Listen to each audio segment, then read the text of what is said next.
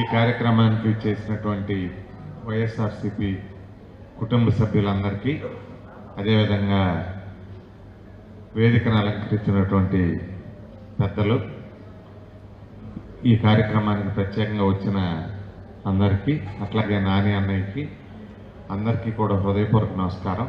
మీరందరూ కూడా ఇంత సమయం వెచ్చించి ఇక్కడికి వచ్చి ఈ సమావేశంలో పాల్గొన్నందుకు ప్రత్యేక ధన్యవాదాలు.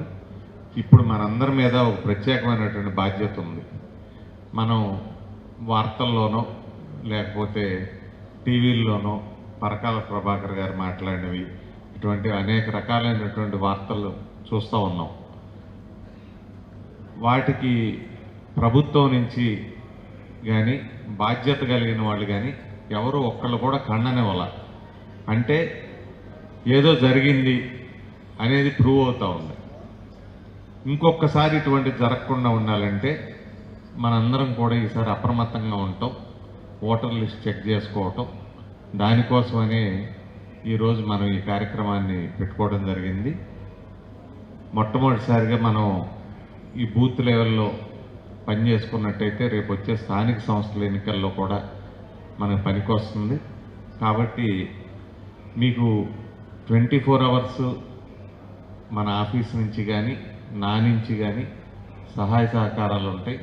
మీకు ఎక్కడ ఏ ఇబ్బంది వచ్చినా, లేకపోతే ఏవైనా దొంగోట్లు ఉండి వాటిని ఉంచే ప్రయత్నం చేసినా, లేకపోతే మన ఓట్లు తీసేసేటువంటి ప్రయత్నం చేసినా, అవి మా దృష్టికి తీసుకొచ్చినట్లయితే ఇమీడియట్గా రియాక్ట్ అయ్యి 24 గంటల్లో వాటన్నిటి మీద మనందరం కూడా చేసి, యాక్చువల్గా ఎవరైతే గన్నవరం నియోజకవర్గంలో ఉంటున్నారో, ఎక్కడైతే గ్రామాల్లో ఉంటున్నారో వాళ్ళ ఓట్లు మాత్రమే ఉండేట్టు, అట్లాగే మన ఓట్లు తొలగించకుండా ఉండేట్టు మనం చర్యలు తీసుకుందాం.